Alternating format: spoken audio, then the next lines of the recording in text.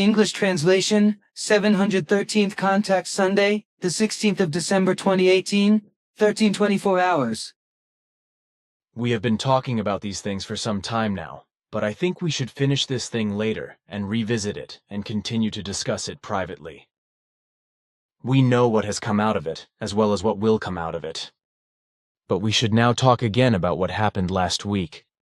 On the 24th of November, at about 1:15 HRS, when I observed the orange object from our kitchen in the north over the horizon, to which you said that it was a sonar beam ship. I think it would be good if we refreshed and discussed this observation and what you explained, and also put it in writing, because I think it might be relevant for later times. Which might be why we should start again from your observation. Of course I can. Good then. On the night of the 23rd of November, I worked in the office until after midnight as usual, after which I went over to the kitchen shortly after 1 o'clock HRS, just on the 24th of November. As I looked out of the window towards the north, I saw a large yellow light above the wooded horizon, which was not far away. A little surprised because I had not observed such a phenomenon before, I first assumed that it might be a new type of spotlight from an approaching aircraft. This is because every night large passenger planes flying in from the north light up their headlights before turning around and flying towards Cloten to land. The big yellow light did not come closer, and there was no aircraft noise either, but I could see how the light grew a little bigger and began to pulsate on the one hand and emit weak light waves on the other. So I thought it might be a beam ship and tried to clarify this, but was unsuccessful. Then the radiating yellow light suddenly disappeared, to which you later explained to me that it had been a beam ship of the Sectarian, who were now also dealing with the matter of the swinging waves and the strange occurrences in my office, etc., and had gained important knowledge in this respect. To mention these again in your words should be necessary, I think. I think it should be, because since it is something we are also talking about in the core group, it should be necessary. However, since this has not been done so far, because as a result of my serious accident and the resulting consequences I can still only write with great difficulty, which is why, according to your instructions, I should also only call up and write down an important conversation report now and then. This matter has not been called up so far. Consequently, there is no contact conversation report about it. Then I will explain the following again. The object you observed was a larger flying apparatus of the sonar, which is technically equipped with the latest highly sensitive instruments. These are instruments and apparatuses that have been continuously developed over the last 3 years according to the findings of Jmmanuel and Paneach. A large group of more than 300 specialized sonarians has been involved in this work and is also still busy with it. The knowledge gained by Jmmanuel and Paneach through their investigations into the very strange occurrences in your workroom, although I have also witnessed such strange occurrences myself along with you, as have some core group members, and Florina led to the development of the latest techniques, apparatus, and instrumentation with which the sonar flying apparatus you observed is now equipped. Both, Jmmanuel and Paneach, have been busy for years to clarify all the strange occurrences as well as the disturbances that are harmful to you, which affect your computer work and are becoming more and more intense and have also been occurring at Bernadette's for some time. The latest findings of Jmmanuel and Paneach, which have been repeatedly made for about 3 years now, have now been made by the association of more than 300 sonar specialists, who are engineers, cyberneticists, and other scientists in specialist fields of analytical multidimensional vibrational levels, educated as specialists of the highest levels, whom you recently described as geniuses with regard to their specialist fields, have now gained extremely astonishing and important findings which are demonstrable for them and also completely new for us. Excuse me, but I have a question about this, and it is in relation to analytical multidimensional vibrational levels. If I understand correctly, this is somehow a field or science that is analytically related to different dimensions or levels of swinging waves. So I understand it to be an analytics of swinging waves of different frequencies, which occur as oscillation numbers in different frequencies periodically recurring impulsively. This therefore means, so to speak, that by multidimensional levels of vibrations, quite succinctly speaking, simply different frequencies are meant, and these are therefore not limited to one single one, which are to be fathomed or analyzed, but which, in my opinion, can also quite simply be called impulses. I can affirm that as correct. Aha, good. But then the question of what is behind it. Is it perhaps about researching and analyzing the sectarian swinging waves that are constantly harassing me as an independent of faith and religion in my office with strange occurrences and also in my computer work?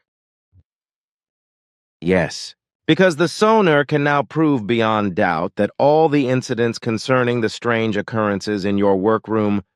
as well as the interference with your computer work, are caused by the enormous mass of religion-related energetic swinging waves and their self-dynamically acting activities. This fact, however, is not intelligent for believers in religion, as well as for knowledgeable scientists and researchers of any size of mind, reason, and intelligence. The earthly sciences, research forces, and humanistic psychology are absolutely ignorant with regard to religion-believing energetic swinging waves, their forces and frequencies, as well as with regard to their self-dynamically acting modes of action.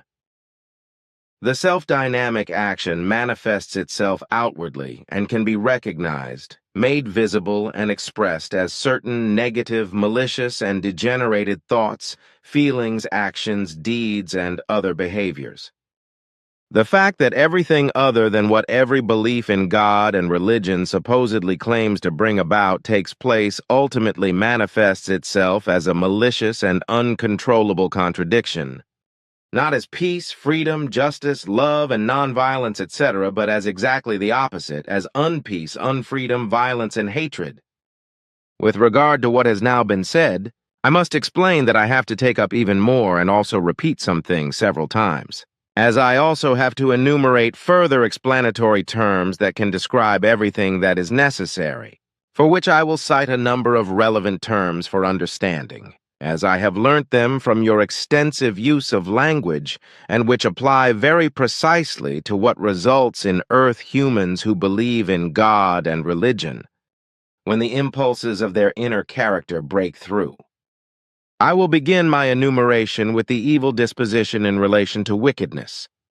which contains many other low aspects, such as shabbiness, baseness, impudence, wretchedness, and open or deceitful malice and lying. Further, slander is also to be mentioned, which carries abysmal selfishness, self-importance, selfishness, obstinacy, arrogance, hegemonic behavior, as well as self-love and egoism, from which also envy and from it deceitfulness. Malice, hatred, reprehensibility, and revenge behavior arise, which trigger pathological impulses and, in the last resort, lead to acts of blood, killings, murders, wars, and terror activities. Further, I will now also mention other degenerations that arise from the whole of sectarian faith vibrations, which act in their own dynamic and have a malicious effect on Earth humans, because in their allegiance to faith, they do not think for themselves and do not make their own decisions, and are therefore also without their own opinion with regard to acting freely according to their own responsibility. And this results especially when the believers in God and religion are suggestively incited to enmity and hatred against other human beings, groups and peoples, etc., by religious faith leaders, by any groups, associations, rulers, militaries, and governments. And in this respect, there is also the rule that warlike and terrorist acts, deeds, and other malicious behavior are demanded, which the believers in God and religion unhesitatingly, obediently, and willingly comply with. And they do this by disregarding all humanity, goodness, love, justice, and righteousness, without resistance to the orders and demands of the ringleaders in power, and by causing bloodbaths, massacres, and destruction through enormous degenerations, as they also commit countless killings, murders, and rapes without conscience and spread endless horrors. In addition to all that I have already listed of the degenerate, disastrous human unworthiness which I have named in certain terms. There are many others to be mentioned, such as gall, outrageousness, nastiness, spitefulness, meanness, common danger, deceitfulness and ugliness, despicableness and treacherousness.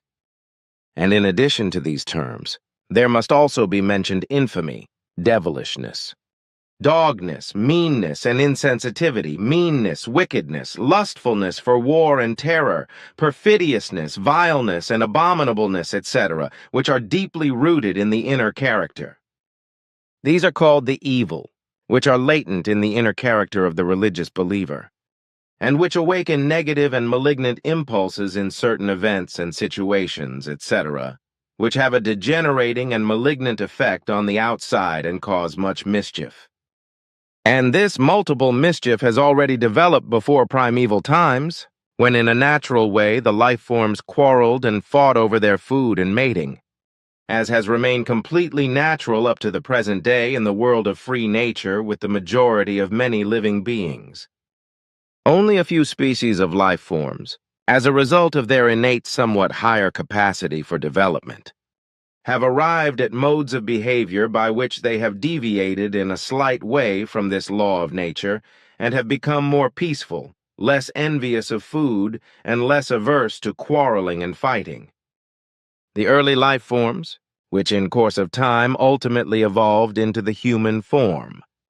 were at early times quarreling, fighting, and violent among themselves in regard to food and mating in order to secure for themselves all that they needed. As the development of the human beings as a life form progressed, evolution also brought about the first important factors in the development of reason, whereby the fighting and struggling for food and mating could be carried out more and more successfully and efficiently.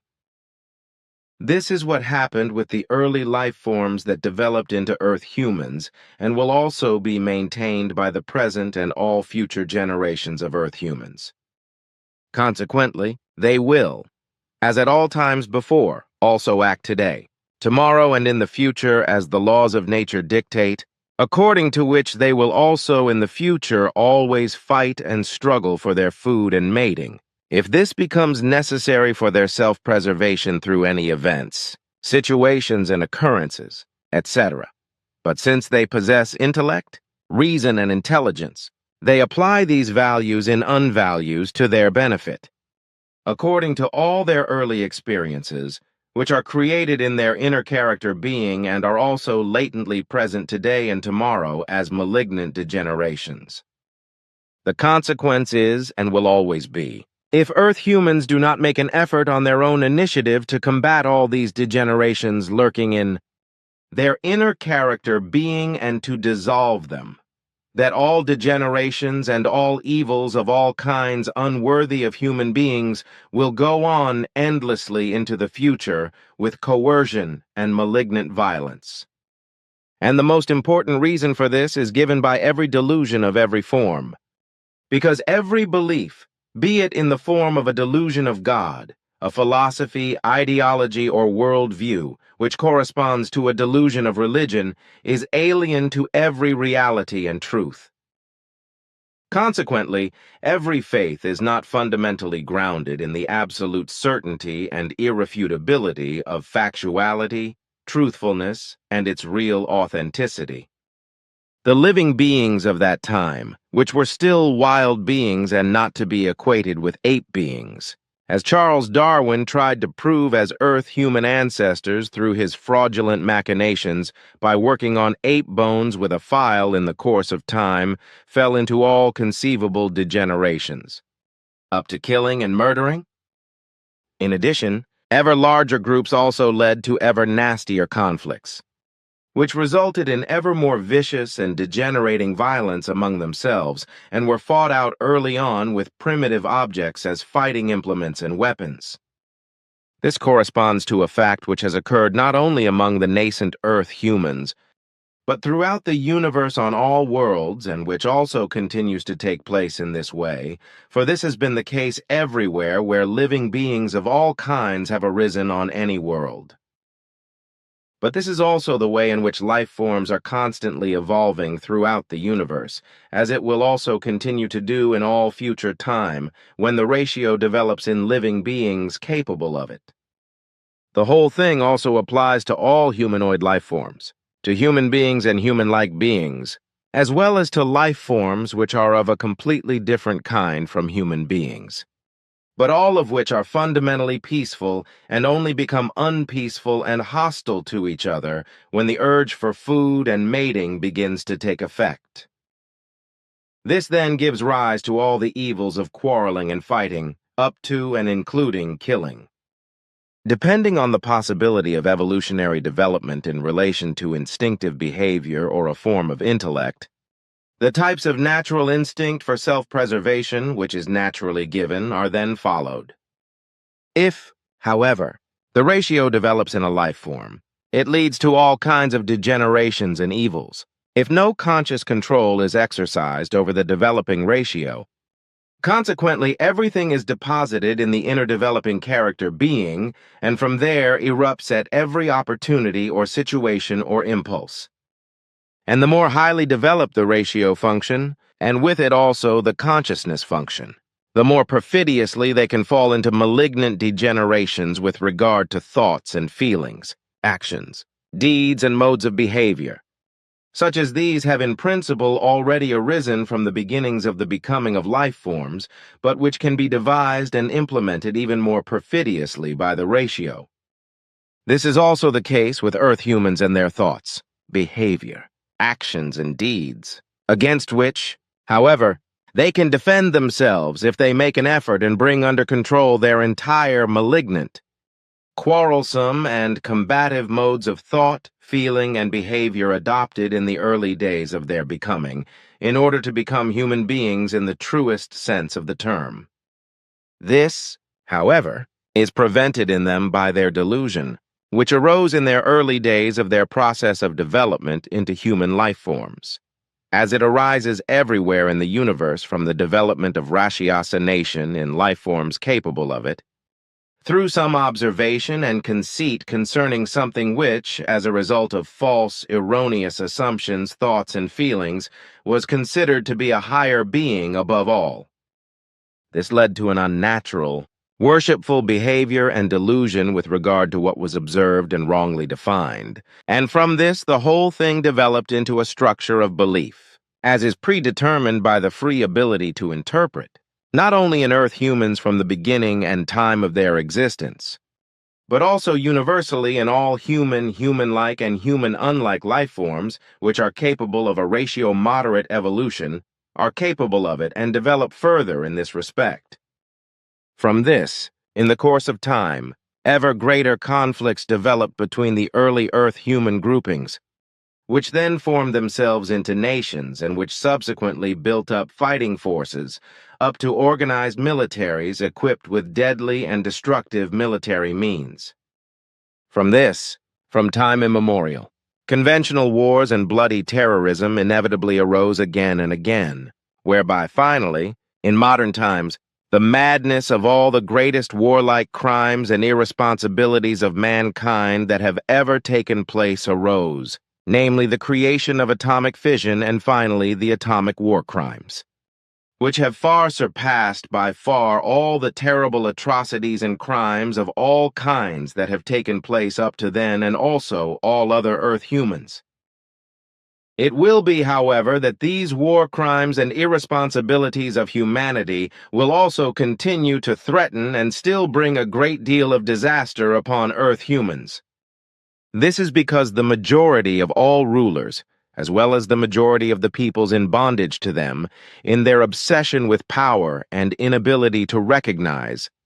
understand, comprehend, and fulfill the truly natural creative and its laws, leave everything unconsidered.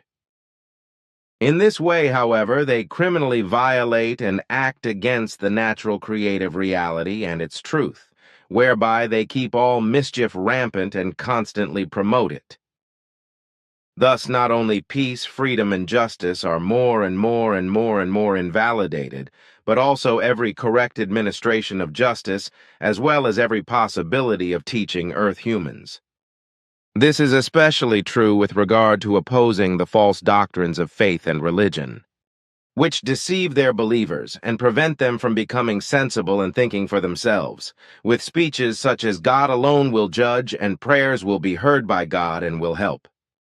This is so that the Earth humans can learn to direct everything on their own initiative, to think for themselves, to investigate, to decide for themselves and to act on their own responsibility, in order to sort out everything evil and degenerate in their own inner character being and to change it for the better and thus to true human existence. All that which is degenerate and malignant, as I have described and explained it, and which anchored itself in the inner character of all Earth humans ages ago, is since then unconsciously latent for them, but does not openly appear outwardly and cannot also be directly visible or otherwise comprehensible. Without being perceived, it quietly dawns in the inner character being and is depressed by every sectarian, erroneous and confused belief in something better and good, and in particular by every delusion of God and religion which deludes the believing Earth human being, that a God, who is in every case imaginary and delusional, will judge and bring about everything good, better, positive, and correct, such as peace, freedom, love, and justice, etc. This confused and foolish belief alone, which impairs the intellect and reason as a result of impaired or fundamentally lacking intelligence, makes it impossible for believers of all kinds, religious or otherwise, to form clear thoughts and to direct them towards the effective real reality and its sole truth. This fact is founded in an Earth humanly invented, insidious, wicked delusion of faith, by which all believers in God and religion are led astray and prevented from exercising their personal responsibility towards their natural, creation-just moral development, shaping of life and conduct of life in that an all-judging imaginary deity is made to appear to them through delusions of faith.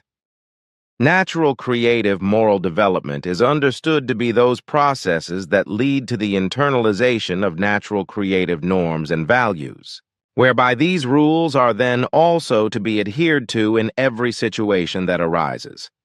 even when there is a temptation to break them or resistance to them is great, tempting, and there is also no fear of punishment. In principle, since time immemorial, everything degenerate and malignant in Earth humans has lurked in the inner being of character.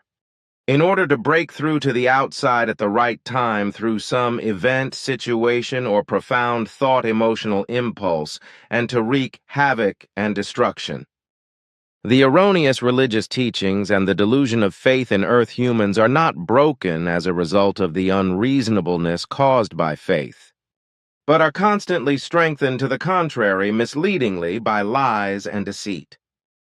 This is done by preachers of all religions, who, by means of lies and fanciful stories, make the believers in the delusion of God believe in an allegedly all-good God, a Holy Spirit, or some saint, through whom the abysmal degeneracy and evil in the inner character of Earth humans can be changed into something better. Good and positive if he, God, the Holy Spirit, or saint, etc., is only unquestioningly, piously, and positively changed. Is only implored unquestioningly, piously, and submissively humbly believed in and worshipped with full devotion.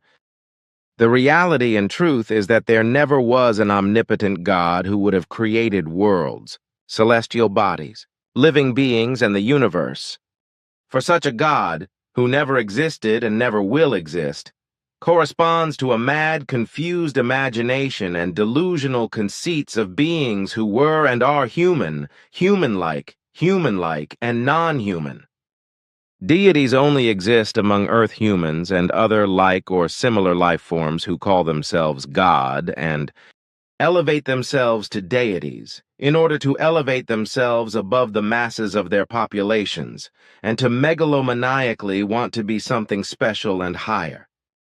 In this way, the same phenomenon arises as with rulers and the rich, who believe themselves to be of greater value and above the normal population if they have many material goods and financial resources, or carry titles such as president, clergyman, doctor, professor, king, leader or emperor, etc. But with regard to God Creator, it is undoubtedly certain that in truth only the creation universal consciousness was and is the creation of all existence, which holds everything in itself, created, exists, evolves, and creates all energies and their powers. And before this all time for the God delusion believers' incomprehensible and immeasurable greatness creation, the earth humans with their deviant God delusion do not shrink from denying it, but raise above it and all its existence imaginary deities which they worship, implore, and thereby humiliate and deny themselves as independent life-form human beings. In their pathological delusion of God, they implement their sectarian delusion of lies and deceit in such a way that they deny the truthful creation of universal consciousness. And this is done by the God-believing earth humans of all religions and their sects, who worship and glorify an imaginary God creator as the author of all existence. This is also the case with all those earth humans who adhere to philosophies, ideologies, worldviews, atheism and other confessions, points of view, meanings and assumptions which effectively correspond to nothing other than beliefs and thus imaginations, which, however, have nothing to do with the real reality and incontrovertible truth of the existence of creation universal consciousness. Because all their thoughts, suppositions, and assumptions are not based on effective reality and its only truth, but on erroneous, confused, and faith-based hypotheses. And the fact is that various philosophies, ideologies, worldviews, and other creeds are in some way faith-based on a deity and are therefore unreal and offer no possibility whatsoever of finding any way to effective reality and truth, but that this has to be done solely by earth humans, each one for himself alone, moreover consciously and very laboriously through his own initiative. As you teach this as a result of your mission and as you also convey it to earth humans through the teaching of the truth, teaching of the Spirit, teaching of the life. But earth humans' delusion of God and religious belief of every kind prevent them, as believers in God and religion, from being able to perceive reality and its real truth,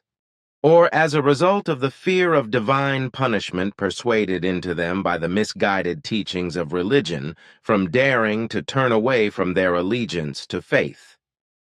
Due to the fundamentally false religious misguided teachings, they are indeed beings who are actually responsible for the delusion suggested to them by religious representatives, because they have fallen prey to it as a result of ignorance and misguidance, but they cannot be condemned for this error and cannot be made liable to prosecution. And this is so because every learning in every respect, and thus also in relation to effective reality and its real truth, involves an error that must be recognized, considered, analyzed, and remedied, by which only the reality and its truth can be followed. It is precisely this creative process of gaining knowledge, following it and gaining the correctness of life that you teach, but through the religious delusion, which is as a rule already thoughtlessly imposed and implanted in earth humans as children by their parents and relatives, and then also irresponsibly by the religious representatives. They become helpless, obedient, and self-denying beings with regard to their self-thinking, their self-determination, self-decision, and their self-action in complete self-responsibility. Due to the delusion of God and religion suggested to them, as well as the fear of divine punishment persuaded into them if they turn away from their faith, they are not able to recognize and therefore not able to understand the effective reality and truth. Consequently, they also do not make an effort to question the delusion of faith and the religious lies suggested to them. Therefore, in terms of their faith, they are also confusedly oriented towards placing their imaginary God and his alleged actions and work, as well as his alleged decisions in the foreground in all things, in a confused and pathologically believing false hope. God will sort it out. Because the majority of Earth humans are delusional about God and religion, they also do not know that these regimes, which burst forth from the inner depths of the personalities of the believers in God and religion, inevitably lead to correspondingly degenerate thoughts, feelings, actions, and deeds, as a result of which countless degenerations and monstrosities in contempt of life and human beings take place throughout the world, which make a mockery of any description. All earthly scientists and researchers have neither an inkling nor any knowledge of the vibrations of faith which, through their self-dynamic activity, have brought terrible disaster upon Earth humans since time immemorial, although this also continues to happen unabated. Neither the majority of the general believers in God and the delusion of religion, nor the scientists and researchers, who as a rule are also afflicted by the sectarianism of faith, are able to grasp the reality and truth of the swinging waves of the delusion of faith and their self-dynamic activities through their intellect, nor are they able to recognize them through sensual perception. Consequently, they are absolutely ignorant in this respect, for whom, on the one hand, everything is inexplicable and incomprehensible, but which, on the other hand, in their narrow-mindedness and arrogance, drives them to reject and doubt the correctness and truth of the effective existence of the dangerous religious delusional vibrations. This is precisely due to their ignorance of the element of faith vibration, which is completely alien and unknown to them as an element of research.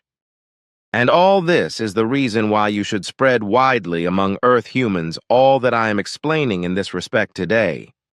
Although you must be clearly aware from the outset that you are therefore again calling adversaries onto the scene through unreason, hatred, and know-it-all attitude.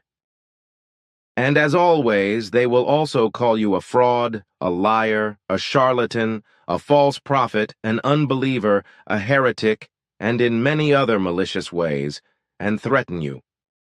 This, however, will be as inevitable as all attacks of every kind and nature, as they have always appeared. For the power of the delusions of faith and their self-dynamic activities seduce all those unrighteous believers in God and religion who are unable to exercise any control over themselves and who, as a result of their faith, suffer from a lack of use of intellect, reason, and intelligence. And this will cause them to once again turn against you and against the spreading of the truth, and will try to harm you, to undermine the truth and not let it reach the consciousness of Earth humans. You really do not give me much pleasure, dear friend, for I can vividly imagine what may result if I spread your speech throughout the world. It will also be of no use to me that I have no personal objection to the believers in God and religion as human beings. I always behave correctly towards them and therefore do not attack them because of their delusion, just as I would never speak to them about their faith, because their imagination is their personal matter alone. What I do is only to openly write,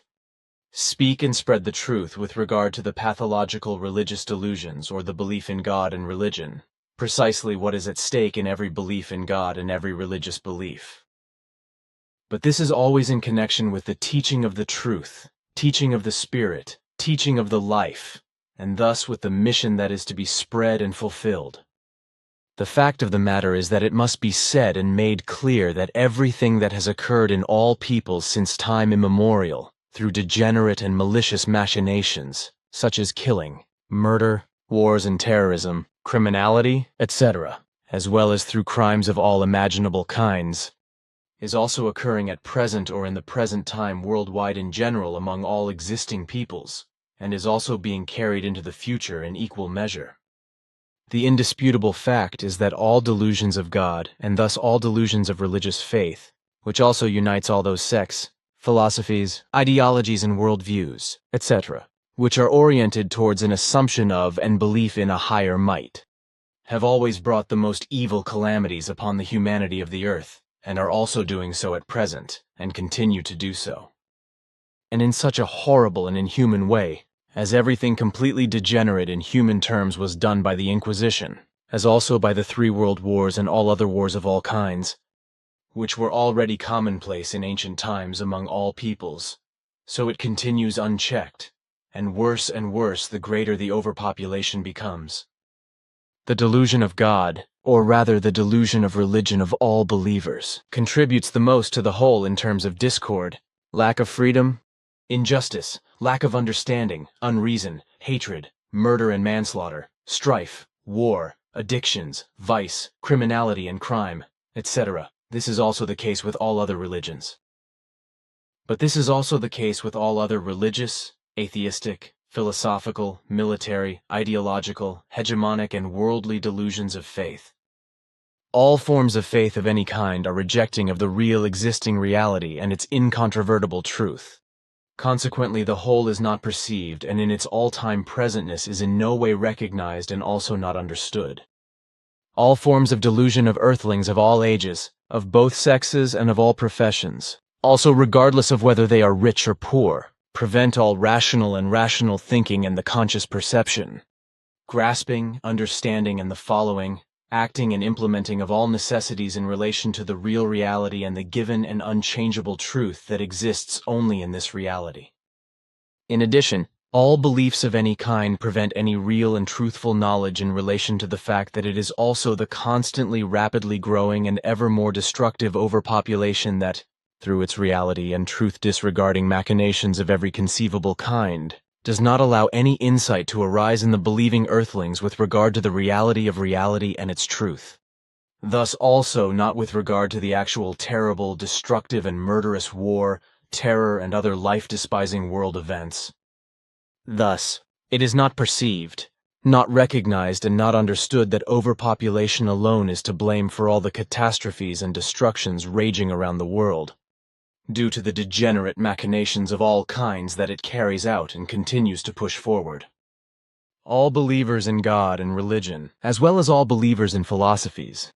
politics, ideologies, atheism, worldviews, and other core convictions of all kinds, are without exception more or less addicted to a profound sectarianism, as are all other believers of all kinds. It is irrelevant whether they are simple believers in imagination or obedient believers in suggestion, or whether they are simply brain amputees who have unthinkingly committed themselves as unquestioning followers of any faith. This, however, refers to the majority of Earth humans who close their eyes and senses to all visible and indisputable reality, its truth and everything that is undoubtedly effective from it, and who unthinkingly endorse everything that is steeped in delusion without thinking about it realistically. And this is so because, as a result of his laziness, indifference, carelessness, and lack of interest, any initiative of his own towards the perception of real reality and truth and its investigation is blunted as a result of influences of faith, which make him believe that his faith in God and God will regulate and judge everything.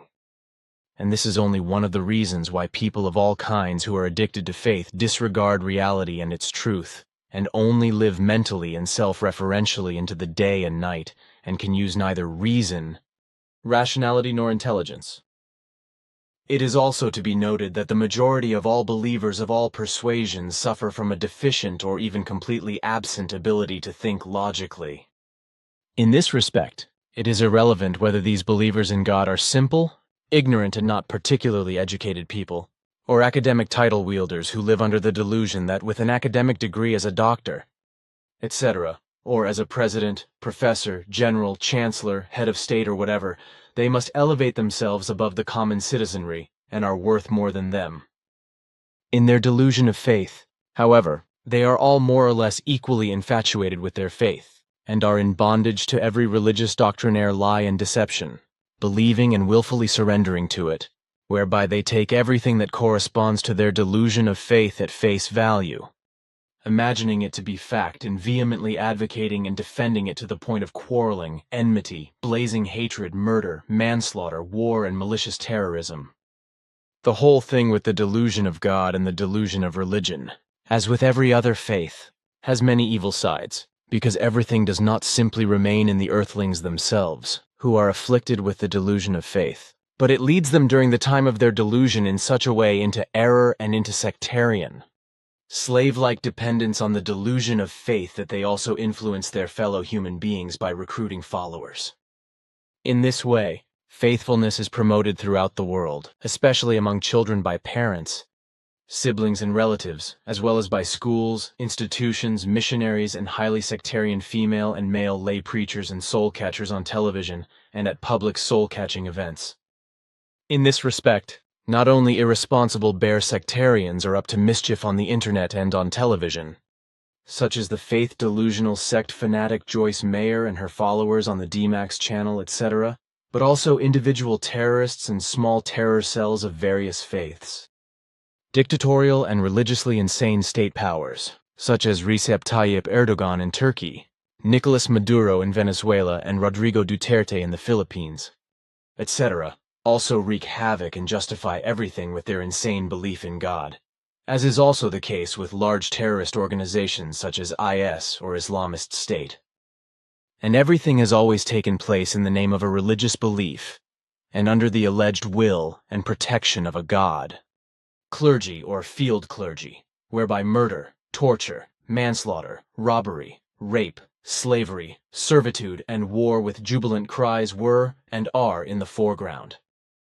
In all states, which early on and up to the present time made use of the God delusion and employed it for the purpose of wars of faith, religion, and sectarian wars, the God delusion has always served, and this is still the case today, to animate the war servants, soldiers, and the peoples for murder and manslaughter in the name of God and his protection against neighboring countries, enemies and people of other faiths, etc. Therefore, delusional faith in God and the corresponding delusional religions and sects were and are not only a means of propaganda, but specifically a means for lying, deceitful religious sectarian machinations and promises and war, as well as also a way of coercion to force people of other faiths into the political and religious dependency of the victors through fighting and bloodshed. In addition to all the murderous, subjugating, coercive and warlike machinations that arose out of the delusion of God and religion, arose thousands of years ago and have since brought and continue to bring endless misery, suffering, hardship, and disaster to the whole earth and its humanity, there have existed and continue to exist other malignant forces of the same nature. So, just as from time immemorial the delusional believers in God practiced wars of faith and religion, and always in accordance with their delusional belief in God, so did others, namely believers in philosophies, ideologies, and worldviews, etc., as was also the case with various state powers and is also still the case today. The belief in God's delusion therefore also served and still serves the warring states to motivate their own military and people, especially the soldiers who are called upon to fight and who participate by virtue of correspondingly compulsory state laws. The personal sacrifice of one's own death through the act of war into which the soldiers and peoples are forced is usually equated with a religious sacrifice, and thus as an adjunct to the belief in God, with religious benefits being promised to the combatants in particular. The fact is that throughout the ages, warmongering irresponsible state powers and their slimy accomplices,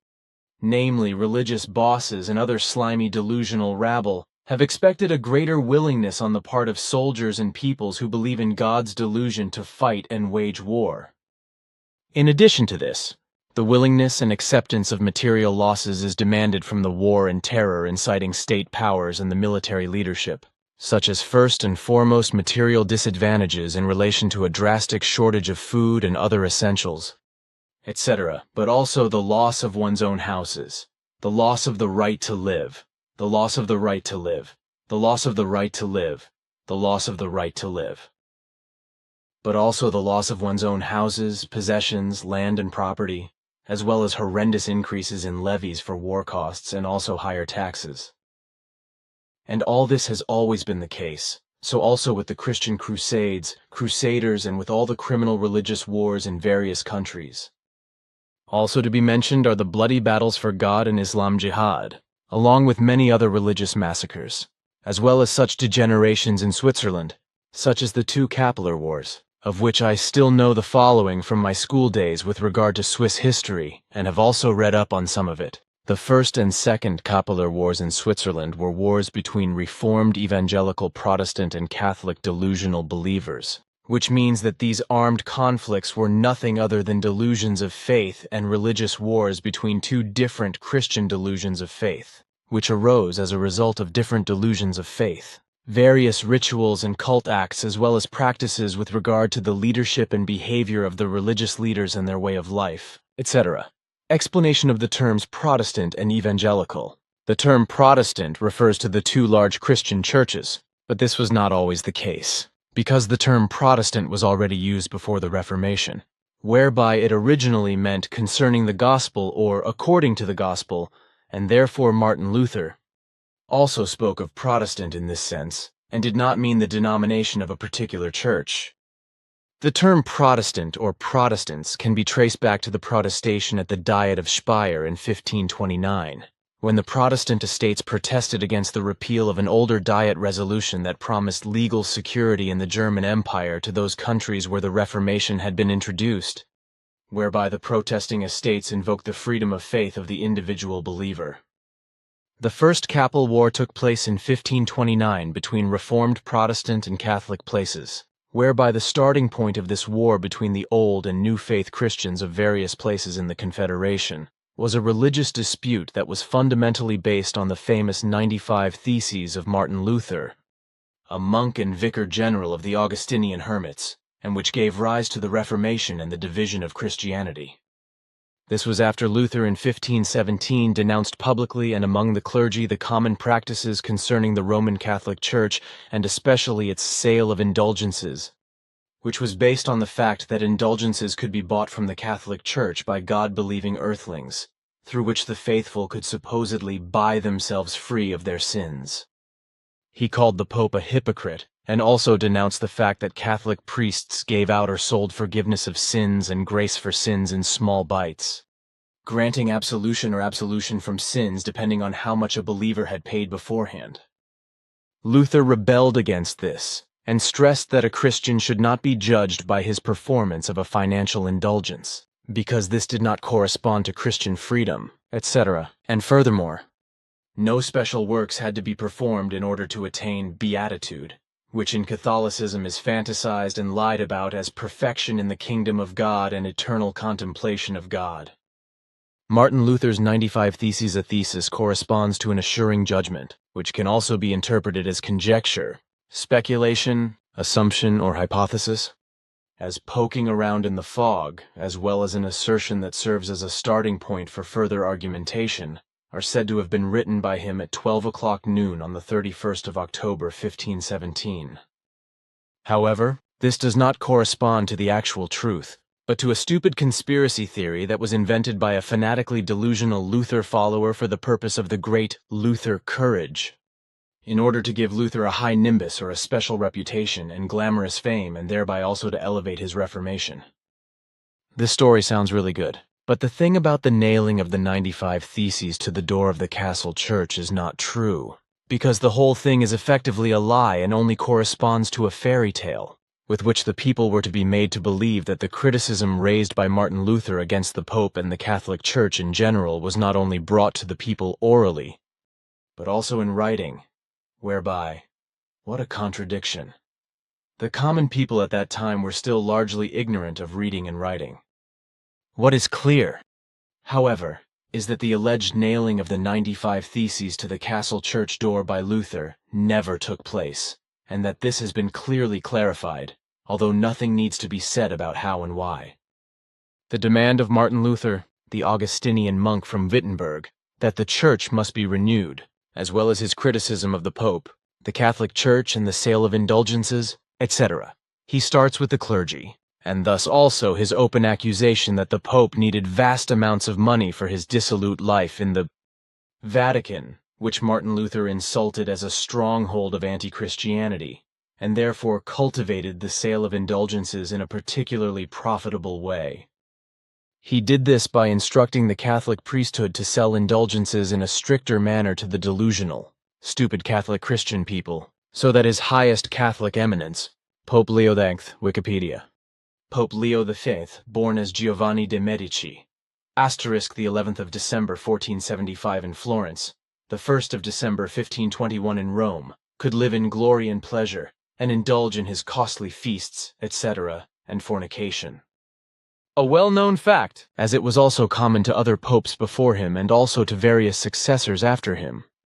Whereby in this respect the whole thing also applied and still applies to various types of cardinals and simple clergy, and many sad clerical figures or consecrated clergy of the Roman Catholic Church. And the whole thing in this respect is not only related to papal, cardinal and spiritual clerical fornication with willing prostitutes bought for this purpose, but the Vatican also does not let itself down in terms of profits. This apart from the exploitation of the faithful, because it also furnishes its financial assets with brothels.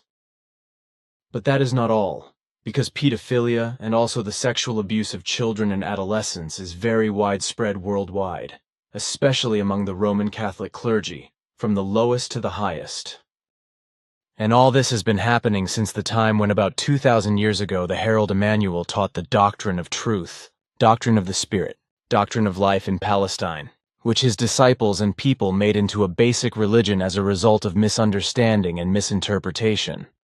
from which the Christian delusion and thus ultimately the entire Christian God delusion and religion delusion emerged, which today comprise about 2.3 billion God delusion believers. This had to be made clear once, but now the religious delusion conflict of the two Capel Wars is to be elaborated a little, because I digressed from it because of Martin Luther. The conflict or First Capeller War began in 1529, but ended without actual fighting. Instead, with a reconciliation dinner near the village of Capel am Albis in the canton of Zurich, where a milk soup was made that was recorded in the Swiss Chronicle as Capeller Milchsuppe. Capel am Albis was already inhabited in the Bronze Age, and later there was also a Roman estate there. But there is certainly something to be found on Wikipedia on the internet regarding this place, which I will add to my explanations when I have found something. Wikipedia. Capel am Albis, officially called Capel until 1911, is a political municipality in the district of Affoltern, also Knonauer Amt or Salium, of the canton of Zurich in Switzerland. Capel lies on the southwestern slope of the Albis south of Hausen im Jonental. In addition to Capel itself, the districts of Hauptakon and Wurslakon also belong to the municipality. The neighboring municipalities are Kononau, Mettmanstetten, Rifferswil and Hausen am Albis in Canton Zurich, and Bar and Steinhausen in Canton Zug. In 1529, the Zurich reformer Huldrych Zwingli allied himself with the Protestant Constance to form the Christian Burgrecht. This was an alliance led by Zurich and directed against Catholicism. Firstly, Austria was in the firing line, and secondly, the Catholic inner Swiss towns of Uri, Schwyz, Unterwalden, Zug, and Lucerne. But now I want to explain the following. Milk soup. That is a term I must explain. Milk soup consists mainly of boiled, sweet, or salty spiced milk, which is poured hot over pieces of bread cut into small pieces and then spooned out and eaten. Nowadays, if milk soup is still made at all, white bread is used, which is poured over the spiced hot milk. Although other variations are also common nowadays, such as prunes, flour, oatmeal, dumplings, or pieces of dough being poured over the milk instead of the bread, or being served separately. However, as far as the Capeller Wars are concerned, I remember the following from my school days. And I also recently took up the Capeller Wars in the kitchen and read up on them, thus refreshing my knowledge. The 5 inner places founded the Christian Union as a countermeasure with Austria. At the center of the religious dispute were the Prince Abbey of St. Gallen and the common dominions, especially Thurgau. The reformer Huldrych Zwingli Wikipedia. Ulrich Zwingli was born to Johann Ulrich Zwingli, 1454-1513, a farmer and bailiff, and Margareta Brugmann, c. 1458-1519, widowed Meileen, who was Zwingli's second wife, as his parents' 3rd child. His birthplace is now a museum, wanted to counteract the Catholic counter-alliance by a military strike and deprive it of its foundations, which is why he repeatedly quarreled with the hostile Catholics, and also sought a reason for war in order to be able to put his evil warlike plan of attack against the Catholics into action. Then, In May 1528, the people of Zurich had a Catholic sergeant executed in Thurgau, after which the people of Schweiz burnt the reformed pastor Jakob Kaiser at the stake a year later. In 1529, probably at the beginning of June, a bailiff from Unterwald was to be appointed in the free offices, but Bern and Zurich tried to prevent him from taking office. As a result, on the 6th of June 1529, the Zurichers occupied the bridgeheads in Bremgarten and also Mellingen, as well as parts of the St. Gallen countryside, but also some of Thurgau. Then Zwingli marched up with the main force of the Zurichers at Kapelle am Albis, who were also joined by the Bernese troops, who naturally followed the Zurichers. Just one day after the occupation of the bridgehead and the other occupations, on the 7th of June, the neutral towns attempted to mediate between the hostile Protestant and Catholic quarrelsome and warmongering divine delusionists and to bring about peace. But this was futile, for on the 9th of June 1529 the intransigent, quarrelsome, and Protestant delusional Zurichers declared war on the 5 Old Believers and Roman Catholics. But then, through the mediation of the Glarner Landemann Hans Ably, a bloody confrontation was prevented and the first Capellar Landfried was concluded without a fight, and it was agreed that, according to a majority decision, each municipality and all its citizens were allowed to adopt and practice the old or new faith at their own discretion, because parity or equality and equality with regard to faith and religion was achieved. This piece of equality was then sealed with a reconciliation dinner, the Capellar Milchsuppe. The peace of equality negotiated in 1529 between the Protestant and Catholic believers did not last forever. However, because the religious conflict broke out again in 1531, leading to a second Capellar War. This was a continuation, so to speak, because no first Capel War had taken place, and reformer Huldrych Zwingli was therefore pissed off and could not satisfy his God-belief-driven war addiction. So in 1531, a second Capellar War was announced as a continuation, because a first Capellar War in 1529 was ended without fighting by the Capellar Land Peace, which, however, did not suit Huldrych Zwingli, who was delusional about God and addicted to fighting. As Svath explained to me, who at that time as a young man observed all the events and occurrences on the spot, witnessed them, and then also described them to me in minute detail.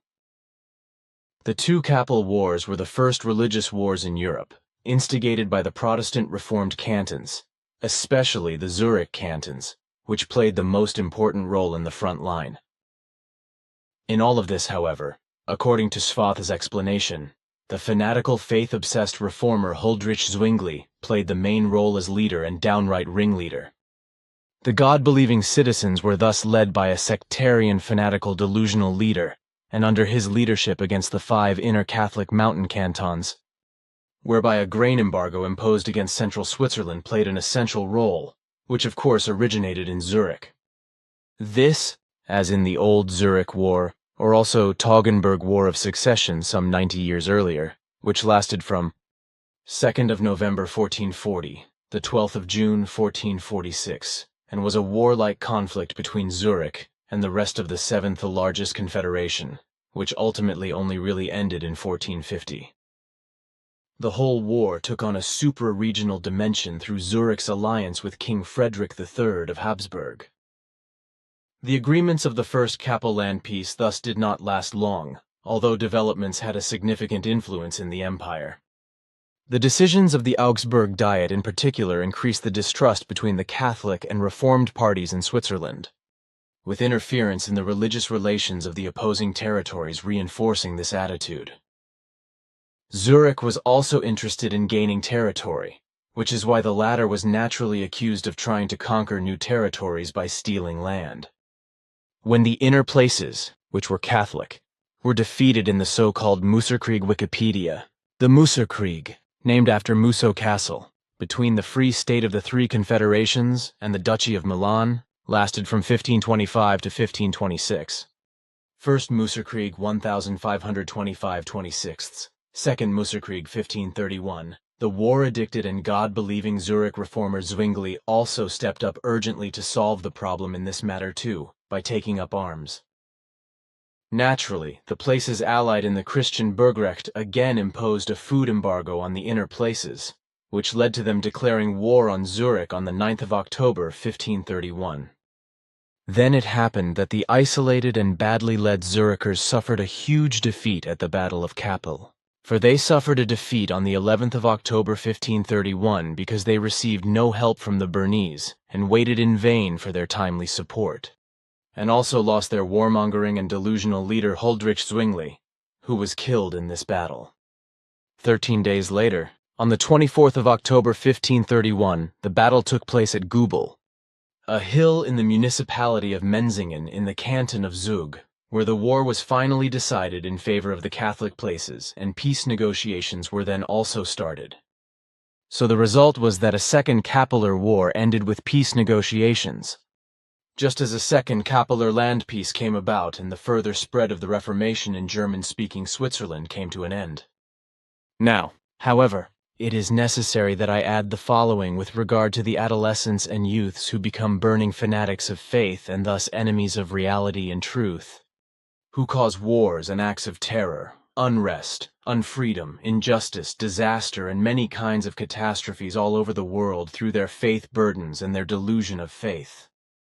and all the setbacks in all kinds of areas that are becoming more and more frequent as a result of the earthlings' belief in God and religion, as well as visitations in relation to vices, addictions, desires, and degenerations of the worst kind in many kinds of relationships, such as innumerable family breakups, marital violence, family murders, family dramas, relationship murders, spouse rape and sexual child abuse by their own family members, juveniles, as well as adult pedophiles, especially numerous by Catholic clergy from the simple priest up to the Pope, are becoming more and more prevalent.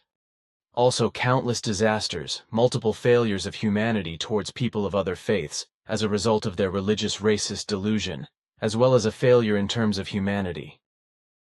But other disasters are also spreading more and more, such as deceit, fraud, and also misfortunes and strokes of fate, as well as unspeakable hunger and hardship. Likewise, the deepest abysses of contempt increase in human beings, and misfortunes of many kinds. Slaps, emergencies, immense misery, malignant dissents and dissolutions with regard to factors of justice that are contemptuous of life and human beings, but also plagues and destructions of the ecosystems, the atmosphere, and the climate. In general, there are more and more devastating destructions, and Job's events of all kinds, etc., are becoming commonplace, and are becoming more and more prevalent in relation to the ever-increasing overpopulation. This is equally true with regard to the unstoppable, rapid and catastrophically mass increase in the delusion of faith in God and religion, which is also becoming more and more unstoppable in relation to the number of more than 100 million new earthlings born every year. And this insane, confused and unrealistic and untruthful delusion of God has for many decades been affecting more and more juveniles worldwide, who are being suggestively influenced and persuaded, seduced, driven, and misled into believing in God and religion, especially by those wearing robes, gowns, regalia, and other religious garments. And it is to be said that in this respect it is especially the Protestant and Catholic female and male, God belief suggesters and religion belief suggesters of Christianity and its sects who mainly work in an unscrupulous manner and drive the juveniles to God delusion and religion delusion by persuading them and convincing them with lies, deceit, and evil sectarian fantasy stories. And thus they make the young human beings of the earth into slaves of faith, undermine their own thinking, decision-making, and the working out of their own opinions that are true to reality and truth, just as their sense of effective reality and truth is also destroyed by the suggestively crammed-in belief in God. So these soul-catchers, also those who are of the same or similar caliber with regard to all other God, delusionists of all faith delusion religions that exist on earth and carry out their faith delusion mischief, are probably the very worst, most conscienceless and most despicable faith delusion propagation suggesters, and moreover, obviously also the most work-shy elements on earth. It remains to be explained that the helpers of God who, as hypocritical seducers, drive human beings into delusion and who, in the Christian world, in the church and in effective sect buildings, Wear special garments on important occasions, whereby this professional clothing also indicates whether the delusional person in question is a Protestant pastor or a Catholic minister. This professional dress also indicates whether the person in question is a Protestant pastor or a Catholic altar boy, priest, archbishop, etc., or the head of the Catholic group, the Pope. It is also worth mentioning that many Christian Catholic clergy and dignitaries, not so many Protestant so-called clergy, although there are also like-minded people, but in smaller numbers, shamelessly exploit the faith in God and religion of the faithful to sexually abuse women, children, and juveniles. This is particularly the case with Catholicism with regard to pedophilia, and thus sexual abuse of children and juveniles, and is justified by the celibacy to which priests in the Latin particular Church of the Roman Catholic Church are obliged, whereas in the Eastern Catholic churches as well as in the Orthodox churches this only applies to bishops and monks and to priests who are unmarried at the time of ordination. But overall, the believers in God, deities, saints and delusions of religion as followers of all 5 world religions and their sects, as in all other religions and sects, are exploited at least by a financial rip-off in the form of an obelisk, but also by voluntary donations and legacies, etc. But also the fact of sexual coercion against women and sexual abuse of children and juveniles by clergy appears, which is not uncommon, but often not known. And all this happens practically every day around the world, and in the name of all delusions of God and religion in all world religions, sects and other religions, whereby the big 5 world religions have the most believers in God and delusions of religion, namely Christianity about 2.3 billion, Islam about 1.4 billion, Hinduism about 854 million, Buddhism about 453 million, and Judaism about 15 million. What also needs to be said is that this relates to the delusion of the clothing of the God delusion believers, to which I will only add the following. If a Christian person wears long trousers and a long-sleeved t-shirt in church, then according to Christian belief this is supposed to mean that reverence towards God is given, as however other nonsense explanations are also commonplace. In Christianity, only the religionists themselves are subject to dress codes, but not the believers, who can dress as they please in every respect, except when they visit their places of delusion, because then they are expected to dress appropriately. But what is the case with Christianity in this respect, along with many other aberrations, is also the case in various forms and ways with all other earthly religions and sects. In Islam, clothing regulations are included in relation to many Quranic verses, but there are very different views on how they should be interpreted and on the background of their transmission. In some countries, for example, imams wear a small or a large turban, while in others only a cap is worn on the head. However, cloaks are widespread, some being closed, others open at the front, and some white, others green or black. For every imam, however, as for every Muslim and every Muslim woman, it is important that he or she dresses correctly and cleanly, not ostentatiously dressed up, and thus modestly.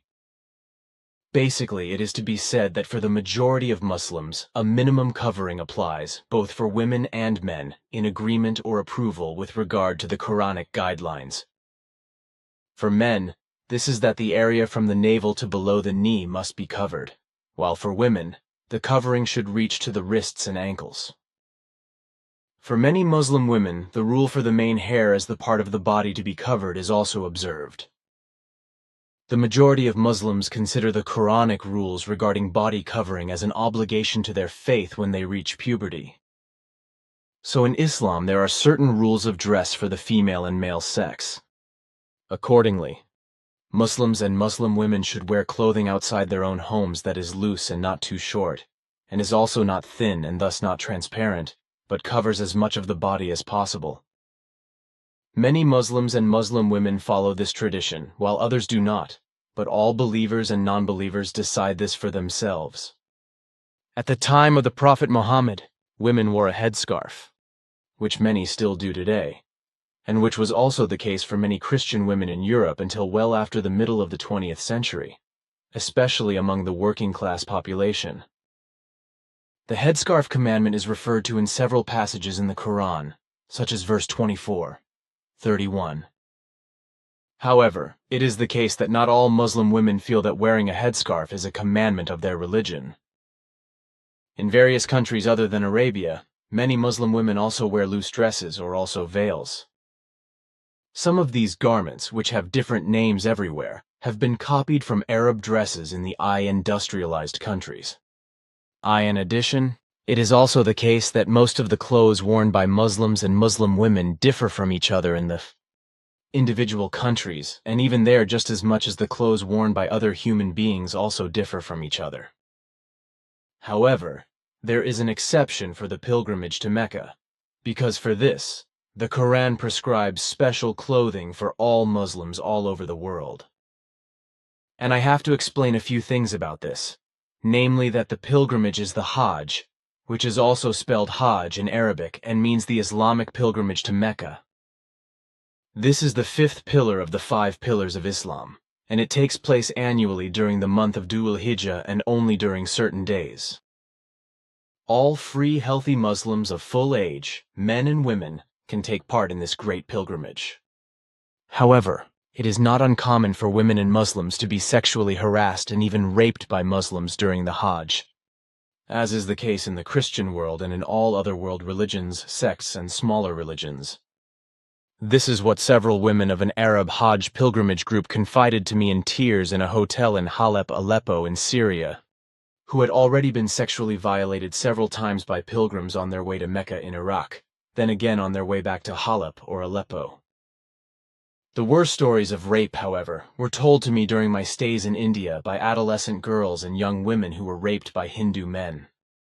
I learned many things from the girls and women because they sought protection from me when I,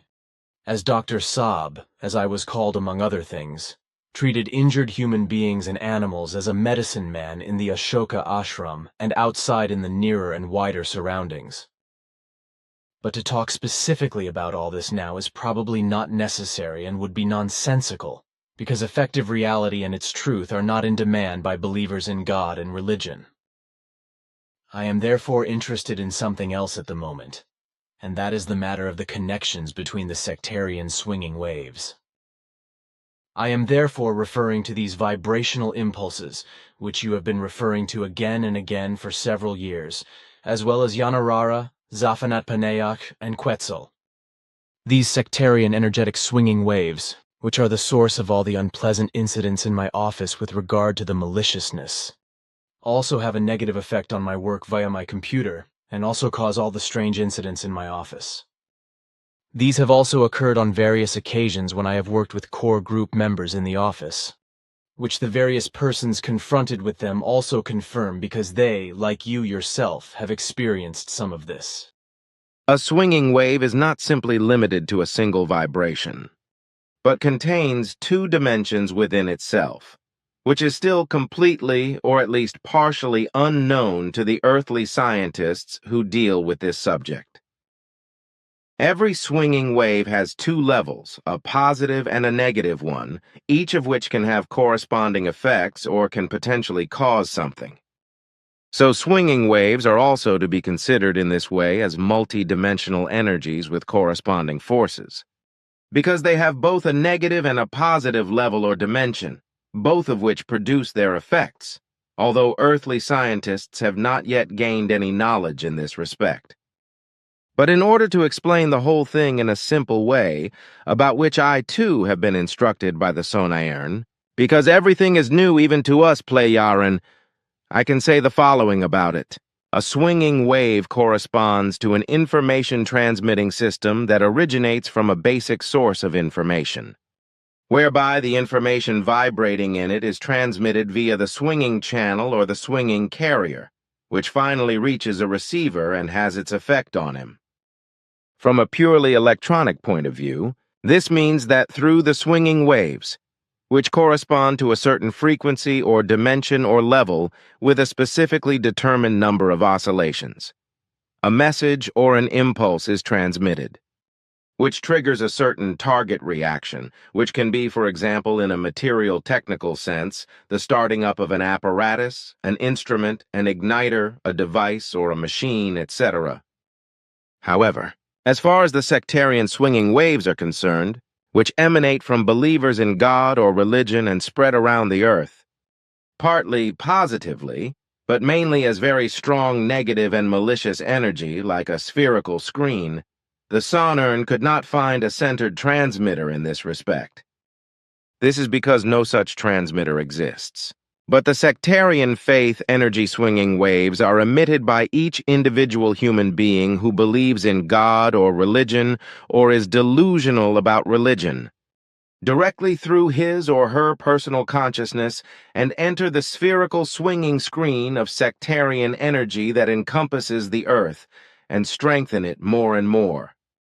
These sectarian swinging waves of belief, which effectively correspond to positive and negative impulses, are such that they work independently according to their energy and their power, so that on the one hand, positive in a weak way,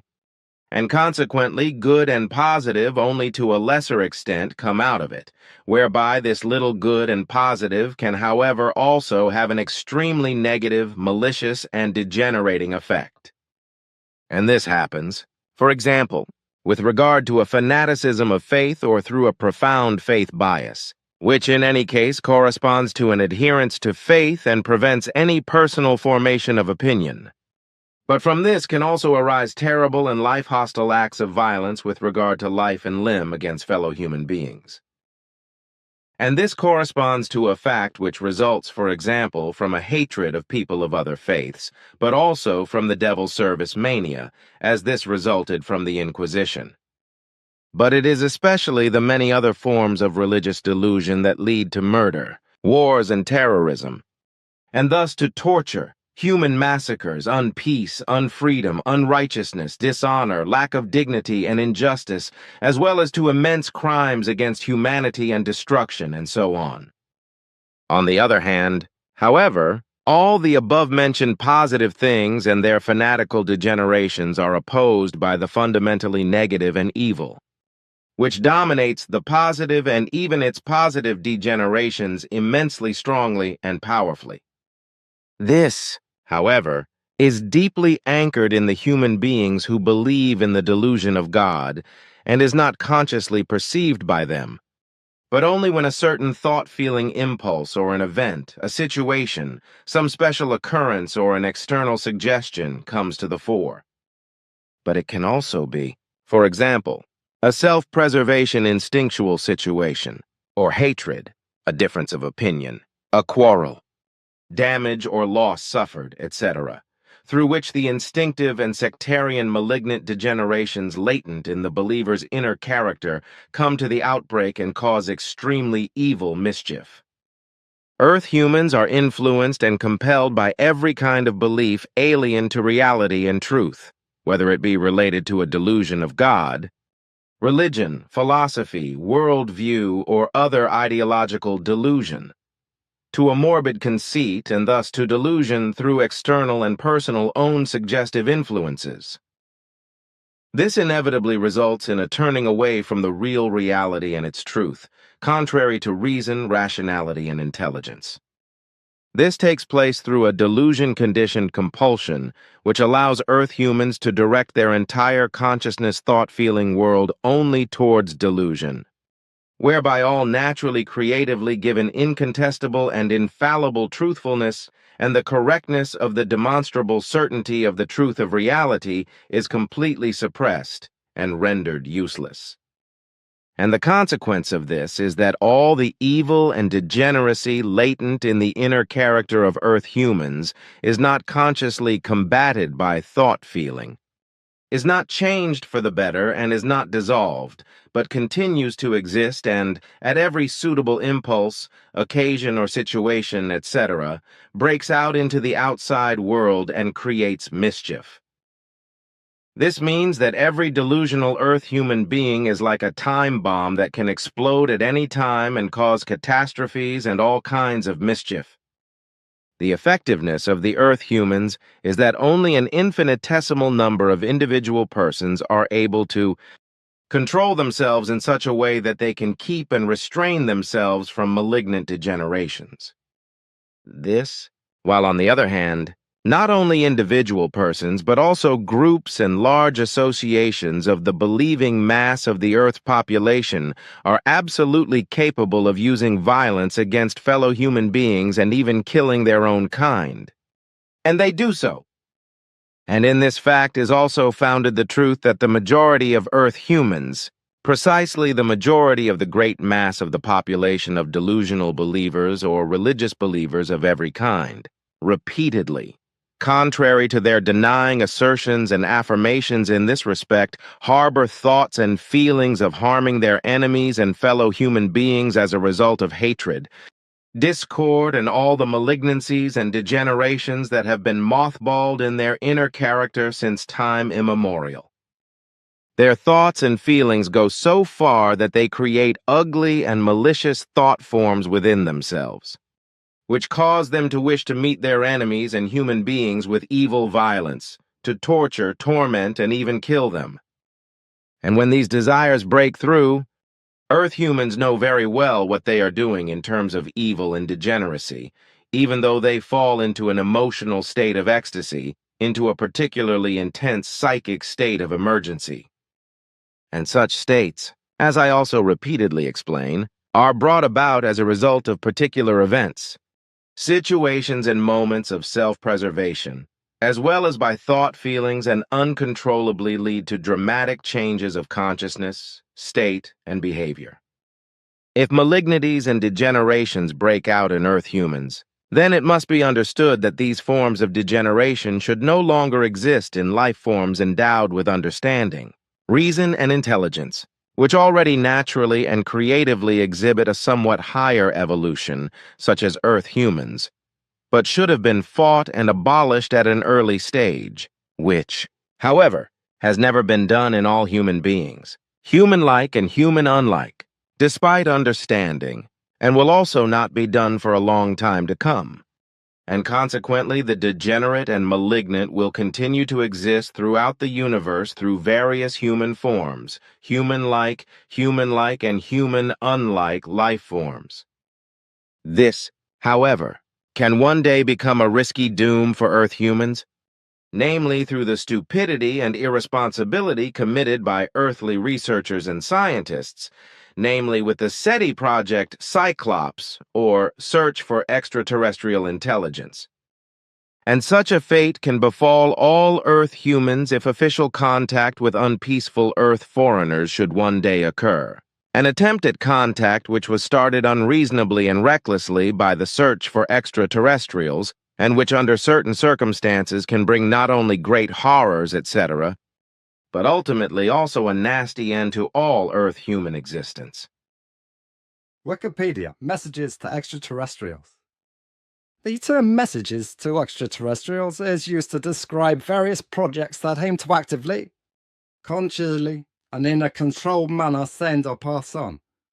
information about Earth, the Earth, and humanity to possible extraterrestrials. The English terms METI, messaging to extraterrestrial intelligence, and active SETI are also often used. Perhaps the most famous projects are the Voyager Golden Records, the 2 gold-plated data discs with images and sound recordings, and the Pioneer plaques. Representation of the Pioneer placard.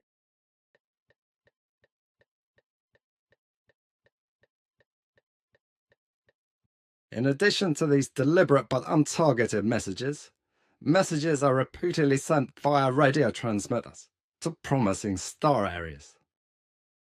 However, researchers such as astrophysicist Stephen Hawking and David Brin speculate that messages to extraterrestrials could also be associated with considerable risks. There are plans for planetary defense. The San Marino scale was created to assess the risk of a transmitted signal. According to the 10-level scale, the Arecibo message sent in 1974 will be level 8. The malignant and degenerate nature of Earth humans mothballs unabatedly and endlessly in their inner character being, and this until it is clearly and consciously combated and neutralized on its own initiative through understanding, reason, and intelligence. What was normal in primeval times as a natural creative law of nature in terms of evolution and life support as well as reproduction, and which was expressed in lower life forms and in terms of lack of understanding, reason, and intelligence, and has been preserved until all time to come, such as quarreling and fighting over food and mating, should and must be brought to an end and adapted to evolution in the case of a development of ratio. If, then, higher levels of understanding, reason, and intelligence develop, as is the case with Earth humans and all human beings and human-like beings and human-like beings in the universe, then the natural creative law of higher evolution is also to be followed, which is no longer directed towards strife, struggle, violence, and coercion, but towards peace, freedom, righteousness, and justice, as well as towards nurture and care, and so on. Earth humans, however, have not adhered to this since time immemorial, as is also the case throughout the universe wherever life forms evolve that exhibit a ratio. But since time immemorial, this has led to all evil and degeneracy, which has taken root in the inner character of life forms endowed with reason and intelligence, and has led to all the horrors and dreadfulness which have always resulted and will continue to result, even among Earth humans, if they do not free themselves from it. Seen from the point of view of evolution, and thus also in the sense which my explanations and statements contain, it results that everything appears as normal and expedient, which it actually is, if it is viewed from the natural creative side in relation to the unalterable laws of nature. These laws of nature, however, are permanently oriented only to the behavior of all life forms that are not subordinated to a higher ratio evolution or a higher reason, as this, on the contrary, applies to the life forms of human beings as well as human equals, human-like and other beings that are capable of higher evolution according to their intellect, their reason, and their intelligence. All lower life forms, which are not classified as capable of a higher evolution of ratio evolution, and therefore not of an evolution of mind. Reason and intelligence remain non-evolutionary for the time of their existence with regard to mind, reason, and intelligence. This is also the case when life forms of this kind develop an ability to learn certain things and behaviors and are capable of instinct intellect and profound psychic impulses. And now, when I address these facts, I cannot avoid some significant and explanatory remarks because Earth humans are ignorant in this matter on the one hand, and moreover have fallen prey to false assumptions, judgments, and assertions. On the one hand, contrary to all the Earth human false assumptions, assertions, false doctrines, and hitherto inconclusive research by scientists, it is to be said that the life forms animals, which are exclusively mammalian creatures and a class of life forms with a spinal column in their backs, possess the capacity of a faculty of cognition which manifests itself through visual, acoustic, physical, and sentient perceptions.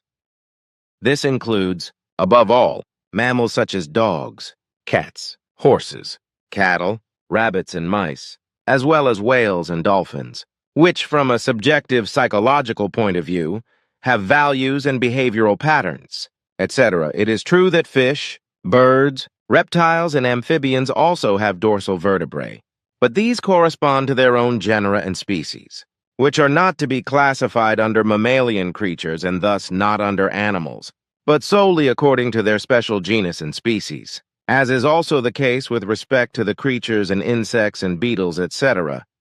Each life form corresponds to its own genus or species, and in this respect is to be designated only as such,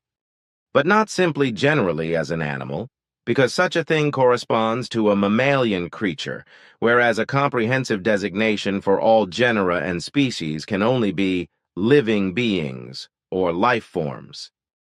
The use of the term animal in relation to all life forms is regrettable and wrong, which is unfortunately the result of Earth humans' still deficient definition of logical judgments, interpretations, and determinations. Contrary to all the false assumptions and assessments made by Earth humans concerning the basic components of animals and various creatures with regard to their instinctive intellect, etc., It is to be said that these life forms do indeed exhibit more or less intellectual cognitive abilities to a certain extent. So, due to a minimal or very strong cognitive impairment,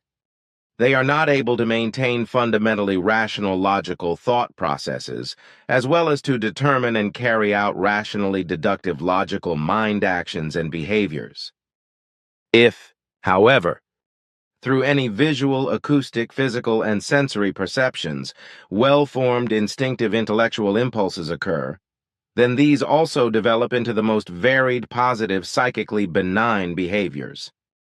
If, however, negative, harmful instinct intellect impairments occur, then this leads to mental disorders, whereby a damage or dysfunction of the corresponding responsible brain region occurs,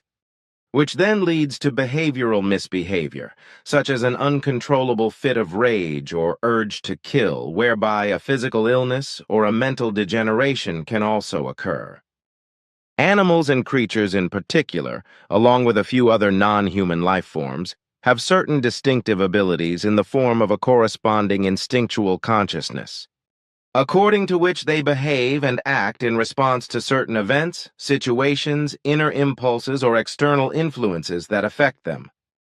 This, however, is not done by a consciously directed behavior, but by a behavior which is correct for them and which, on the one hand, can be designed for their own well-being, their own safety, or a peaceful coexistence with other life forms of various species.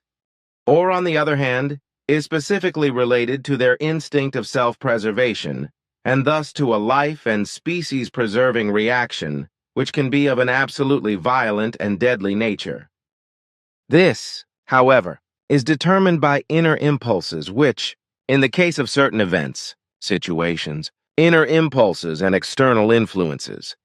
make them do the right thing without their own possibility of deliberation, in accordance with the natural creational laws, precisely according to their fine, infallible instinct. And this happens in contrast to the human-like and otherwise ratio Babel life forms, which can consciously use and expand their world of thoughts and feelings in an evolutionary way in order to consciously and willingly create peace, justice, love, joy, and freedom, and harmonious progress, etc., within themselves as well as externally. All animals and all creatures are not given the ability to think in discrete units. Consequently, they cannot make judgments and are not accessible to logic. Thus also not to differentiate between good and evil or affirmation and negation. Consequently, they only act according to their instinct and the impulses influencing them, or according to what they have learned through imitation or training. Nevertheless, animals and all creatures, besides a few other lower life forms, are sentient beings having joy, affection, peacefulness, and forms of sentiment, as well as the opposite when they are, in whatever evil way, harnessed. And sentient beings they all are. Consequently, on the one hand, they suffer very severe physical pain when mistreated in any way. And on the other hand, they suffer terribly psychologically when they are viciously harassed and tortured in this way. If we look closely at the ways of life of Earth humans, we can see that they paradoxically live in a world which, however, embodies two worlds. The actual life world of Earth humans is at first no different from that of those life forms with which they are confronted in everyday life. But it is not perceived that animals and creatures perceive everything sensually in the same way as Earth humans themselves. Animals, the creatures and the species of human beings. Human beings similar to human beings, as well as human beings alien to human beings, have peaceful and joyful excitements, just as they also have terrors in many respects. In contrast to the animals and creatures, etc., who live in every respect without knowledge in a world without conscious evolution, Earth humans live beside the world of animals, creatures, nature and its fauna and flora in their world of conscious evolution and knowledge, but they do not care for it, but disregard reality and truth, by which they create discord, hatred, and wars, unkindness, injustice, and unfreedom, as well as all kinds of degeneracy and wickedness in every respect. Money and wealth, deceit, fraud, sexual greed, slander, armed violence, torture, addictions, and terrorism have from time immemorial made them objects of their greed, all degenerations and wickedness. And they promote all this every day through the irresponsible breeding of overpopulation, whereby all the evils and catastrophes, the criminality, crimes and destruction of the planet, the climate, nature and its fauna, flora, the seas, fresh waters, floodplains and forests, as well as fields, meadows, and everything else that is necessary for life, become unstoppably worse and no longer regenerable in relation to the world population growth. It is also to be explained that the life forms of animals and vertebrates are fundamentally prevented from developing forms in the sense of human-like understanding, reason, and intelligence. Although these values are also given as instinctual factors in life forms such as mammals and certain vertebrates, etc., and lead instinctually to various learning processes, but not to a conscious higher evolution. In contrast to the life forms that are incapable of ratio evolution and thus of evolutionary reason, and are therefore not evolutionary with regard to understanding and intelligence, there are the life forms that are capable of development in this respect. And these, through the natural creational laws, have to carry out the clear and conscious higher and highest evolution, which shall enable them to stand in much higher rank than all lower life forms, which are incapable of any mind, reason, and intelligence-conditioned development. These life forms are the human beings, human equals and human likenesses, and all other beings who are capable, as regards the higher development of intellect, reason, and intelligence, of aligning themselves with the higher natural creational laws, of obeying them, and of fulfilling life in peace, freedom, justice, and righteousness as you teach with the teaching of truth, teaching of the Spirit, teaching of life. And this ancient teaching of Nocedemian is valid in the whole universe. In all universes and creations in which material forms and thus also life forms still exist. Consequently, Earth humans are also included in it, who in their evil and degeneracy cause mischief upon mischief and bring about catastrophes upon catastrophes. And they themselves are responsible for this in every respect. For neither a god, a saint, or a devil, nor any demons, etc., play a part in all this, for altogether these correspond only to imaginary creatures invented by Earth humans. Basically, it is the Earth humans themselves who, in their frontal lobe of the brain, in the prefrontal cortex, as I explained years ago, work up everything that is first unrecognizably degenerate and malignant through their thoughts and feelings, in order to then impregnate the whole thing with fear, hatred, revenge, and anger via the paired core area of the brain, the amygdala, as part of the limbic system, in the medial part of the responsible temporal lobe.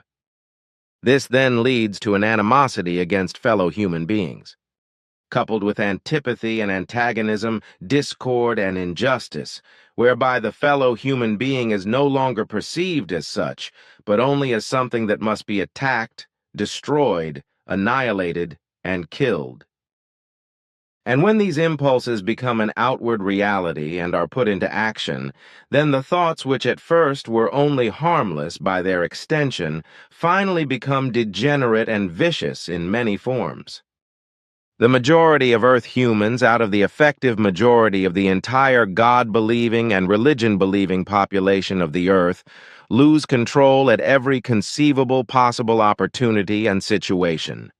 etc., over their primeval conventional malignities and degenerations which smolder in the inner character being of each individual out of the majority of God delusionists. This bulk of all pathological believers does not consist of psychopaths, but of Earth humans who are progressive in their education,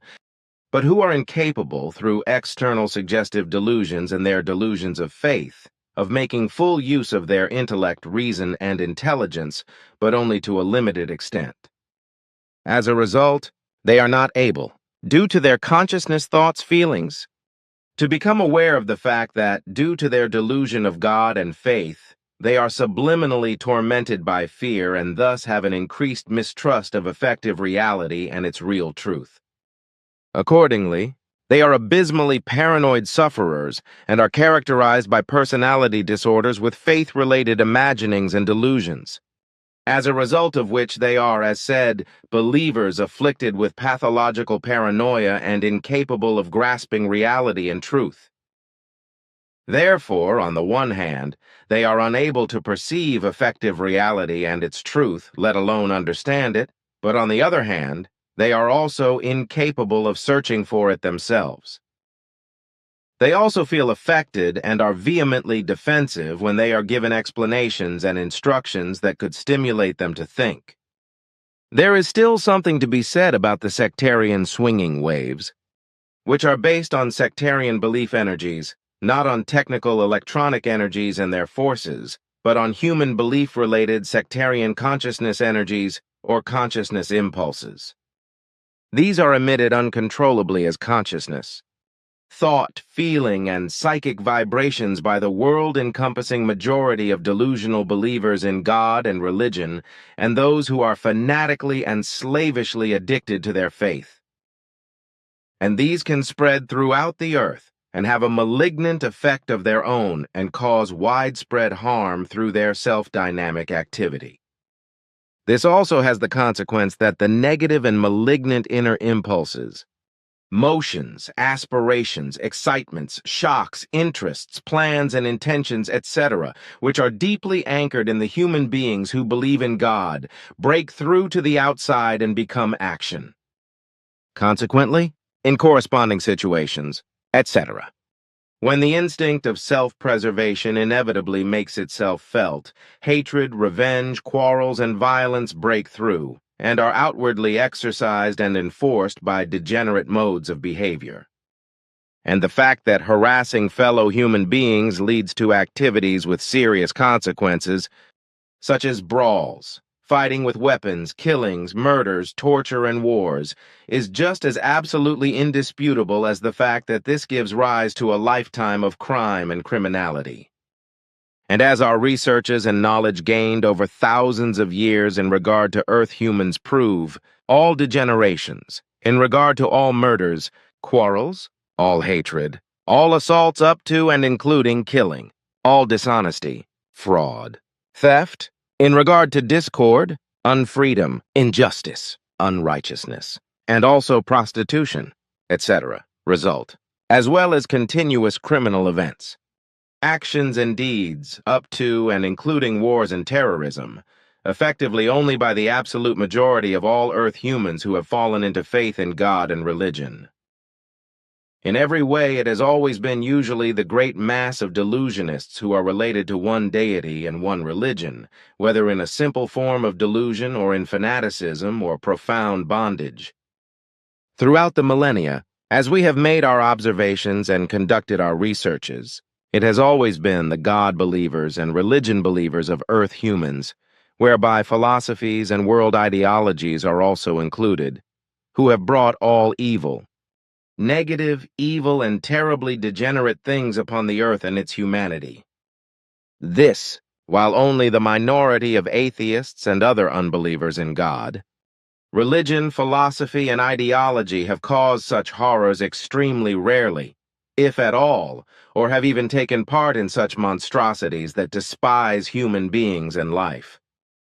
With regard to the strange occurrences and the disturbing factors in your working space which interfere with your work,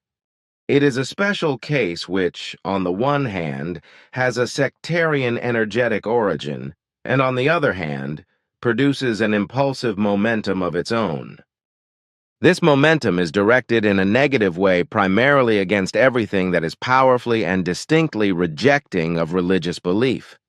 whereby effects ranging from strange occurrences to destructive actions and impairments of various kinds can appear, as is the case in your workroom and with your computer work.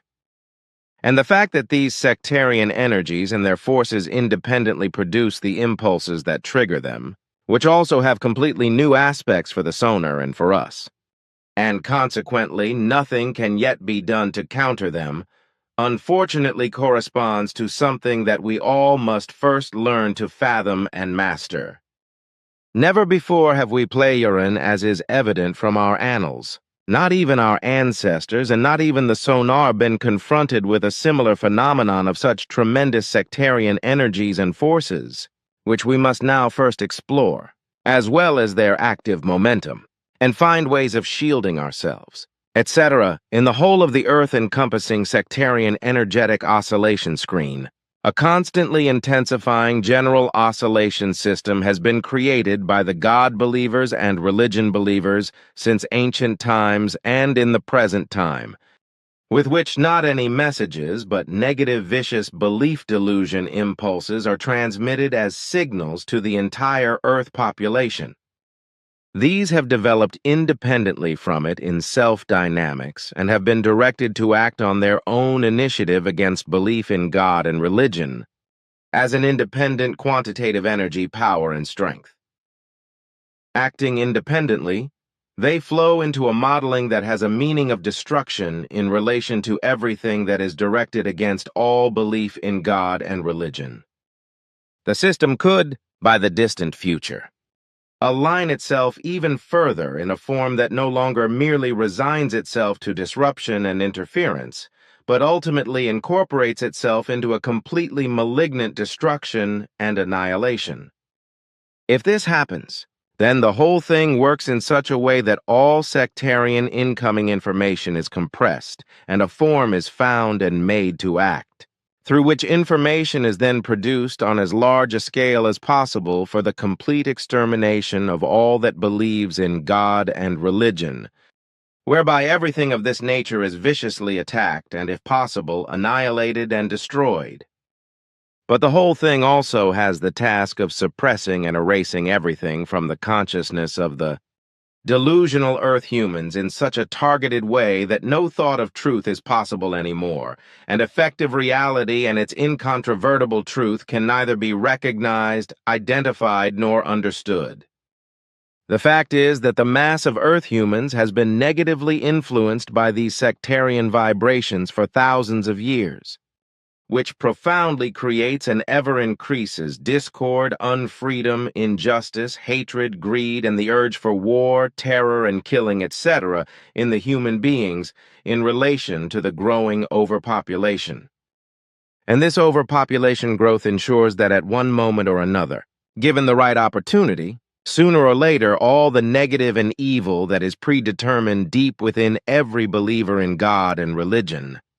will break through and come to fruition when the instinct of self-preservation or some corresponding situation demands it.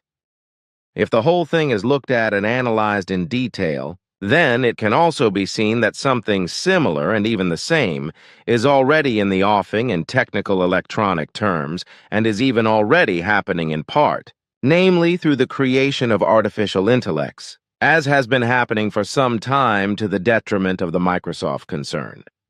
which has already created monstrous things in this respect, and the consequences of which have so far spread unintentionally 300 million times worldwide, which will ultimately bring about serious disaster.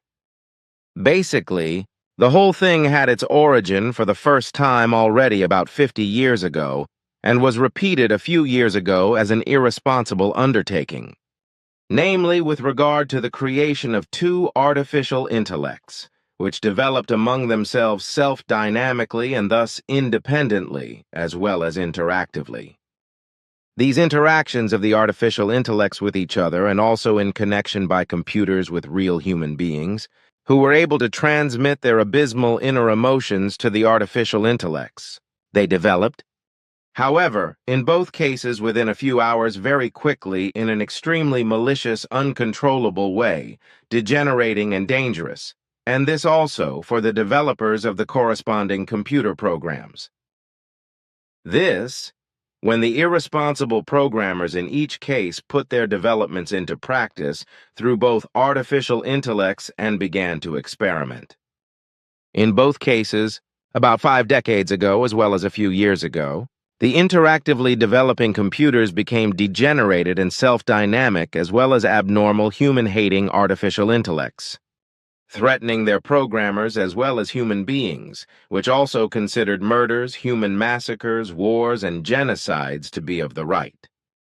A fact. How this happens by the God and religion believers as a result of the sectarian conditioned swinging waves, influencing humanity, and also has an impairing effect with regard to your computer work, and also makes the strange occurrences appear, whereby we and the Sonir, however, unfortunately, are not yet able to prevent these things at present, while the creators of the artificial intellects succeeded with efforts in deactivating these computers again in the end. And all the strange occurrences in my office and all the disturbances that affect my computer work and all efficiency, no one takes that from me except those core group members who have witnessed it themselves, or who know that neither the respective persons who were present at such occurrences nor I are lying, fantasizing crazy or practicing charlatanry. On the one hand, I can understand this, because the whole thing is incomprehensible to all Earth humans who are not initiated into these facts. But on the other hand, the majority of the Earth's population can neither perceive nor understand the swinging waves of their belief in God and religion. It is also alien to this delusional majority that, through its confused belief in God and religion, it releases tremendously strong sectarian energy and force vibrations that ultimately have a malignant effect on the whole of humanity. These energies and forces have a detrimental effect on all Earth humans and, in addition, allow the various types of degenerations latent in their inner character to break out and become rampant. As a result, murdering, killing, thieving, and cheating, as well as quarreling and hatred, assaults, constant criminality, and many kinds of crime, inhuman wars and terrible terror, etc., continue unstoppably, as does the increase in overpopulation. For it is this overpopulation which, by its machinations, as a result of the manifold and immense needs of many necessities, is destroying and exterminating nature, its fauna and flora, and poisoning all waters as well as the earth itself and the climate, that everything is being viciously changed and destroyed. In addition to the delusion of God and the delusion of religion with its worldwide malignant degenerations, overpopulation is in second place of all malignancies, degenerations, destructions, annihilations, and exterminations with regard to nature, its fauna and flora, the climate, as well as with regard to all atrocities, which not only drive the entire Earth humans into ever worse catastrophes through wars, terrorism, and crimes, etc., but also through the destruction of the Earth humans, but also slowly but surely destroy the entire surface of the Earth and much of the planet itself irreparably. There is probably nothing to doubt in this respect, just as there is nothing to doubt with regard to the sectarian and damaging swinging waves, as you know. Now that the whole malignant thing has expanded, these sectarian swinging waves are also doing damage to Bernadette's work, because we are inevitably working together computer-wise. It is interesting to note, however, that all the computer and work interference only appears in relation to missionary work, which is inevitably not religious sectarian, but rather faith, God and religion rejecting. On the one hand, our reports on contact talks are of course affected by this to a great extent, as is everything else that is directly or indirectly connected with the mission, and thus also with the teaching of the truth, teaching of the Spirit, teaching of the life. Everything that we do privately and also everything else outside the facts and work of the mission is not affected in any way. Effectively, only everything that is directly or indirectly connected with the mission is attacked and severely affected. Namely, everything that is related to a Christian belief in God, a worship of God, a worship of the Savior, or to any religious belief or sectarian belief in relation to any other religion. So it is indeed the case that everything is viciously attacked, prevented, destroyed, and tried to annihilate by sectarian swinging waves, which is directed against the belief in an imaginary God and religious nonsense delusionally practiced by the majority of humanity on Earth. In the sense of religious idiocy, I only mean all the false and erroneous teachings that are fundamentally idiotic, as a result of which human beings become dependent and compulsorily faith-dependent and unfree, as well as humble robots of faith, whereby they spend the whole of their existence creeping along in a meaningless life that is alienated from reality and hostile to truth. And thus they are constant losers of themselves and incapable of thinking for themselves about real reality and its truth, of gaining their own insights according to reality and truth, and of forming their own opinion. On the contrary, they remain all their lives in bondage to their delusions of faith in God and religion, which were already hammered into them as small children by their parents and relatives, who themselves were delusional and had also already been brought up by their parents, etc., to be delusional believers. Later on, after the education in faith by their parents, the majority of all earthlings, who have fallen prey to some delusion of God and religious belief, have been suggestively lambasted and hammered and religiously sectarianized into believing in God and religion by the influence of those who have fallen prey to delusions of God, by those who are crazy about God, by those who are insane about God, by those who belong to God, by those who are fanatical about God and those who are obsessed with God, etc., and that the majority of humanity on earth, which is addicted to a stubborn belief in God's delusion, creates evil sectarian swinging waves through its obedient and enslaving delusion of God and delusion of faith, and radiates them into the vastness of the earth, whereby mischief, discord, unfreedom, injustice and unrighteousness, wars, murder, hatred against fellow human beings, people of other faiths and foreigners, etc., are caused worldwide, is something that no one knows about. This is something that not a single believer in the delusion of God is aware of, nor is any science. So this delusion of faith does not know that with its delusion it produces tremendously strong energetic swinging waves, which have worldwide evil degenerated consequences and attack everything and create mischief against everything that is directed against the delusion of God and religion. So the believers do not know that through their delusion of faith they are creating worldwide evil swinging waves that viciously attack everything that corresponds to reality and its real truth in order to destroy it, as you have been stating and explaining again and again for years. But I am sure we have talked enough about that now, so I would like to talk about something else, namely the fact that you recently said that braces have no patient-relevant benefit. Can you briefly say something about that again, so that this time it can also be retrieved and recorded in writing, please? Braces do not prevent,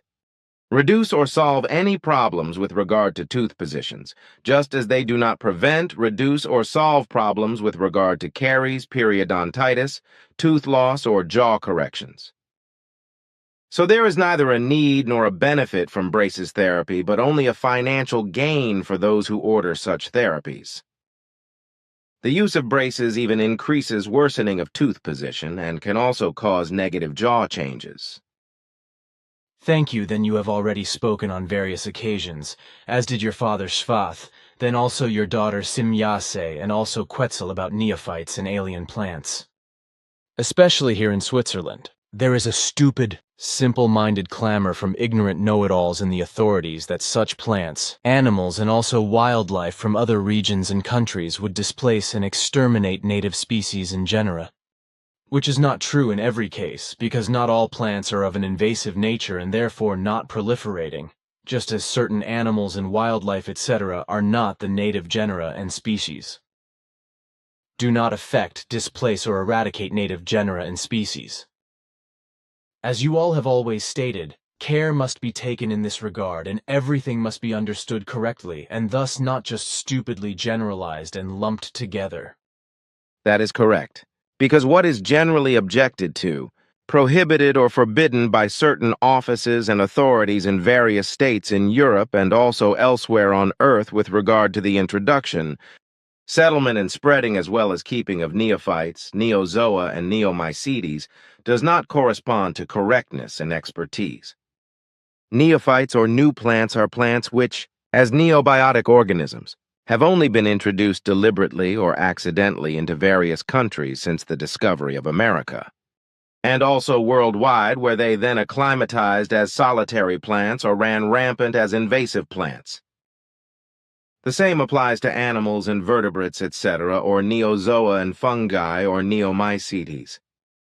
Neophytes in foreign areas and countries correspond on the one hand to the introduction of foreign plant genera and plant species caused by human beings, birds, animals, etc., as well as by storms, windstorms, and climate-changing events. These alien genera and species, if they are solitary plants that are site-specific, can enrich native biodiversity through their introduction into foreign areas and countries, especially in gardens, parks, and controlled sites and marginal areas, etc. This, while on the other hand, invasive neophytes, which do not correspond to solitary plants but to proliferating plants and consequently cause large spreads and a biological invasion.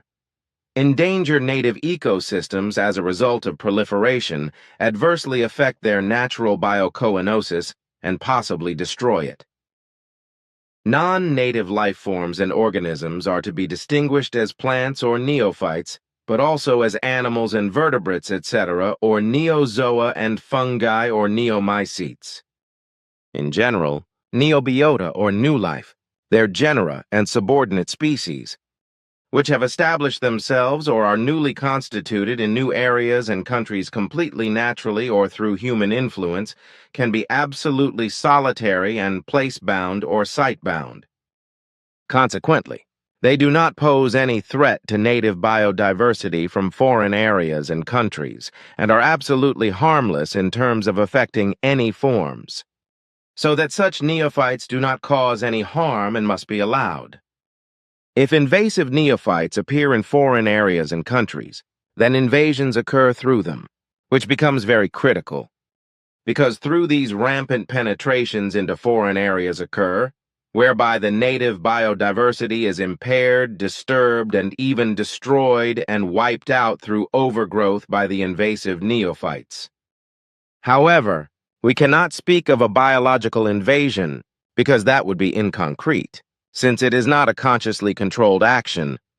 That is to say, nothing is intentionally controlled or organized on the part of human beings, but rather the entire development process takes place purely according to natural law.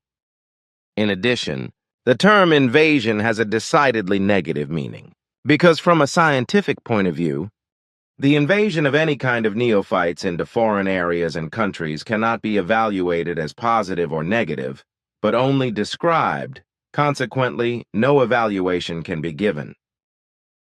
With regard to invasive species and genera, it is to be said that such species and genera may change the ecosystems of foreign areas and displace or even completely eradicate native species and genera. However, this cannot be understood in a general way, because invasive species can also expand as well as reduce the biological diversity of a habitat or foreign areas, which means that invasive species should not simply be negatively banned as bad and useless, but should be judged in a considered and professional manner with the necessary expertise. This, however, is quite obviously not the case with certain officials of earthly authorities. Even if they are experts in biology but insufficient or absolutely ignorant of the laws of nature with regard to the effective natural laws. And this, as I have discovered through my own observations, is indeed very often the case with many authoritative officials who issue ordinances and prohibitions. The decisive factor is the classification with regard to the introduction of organisms into a new habitat by human beings, regardless of the genus or species involved.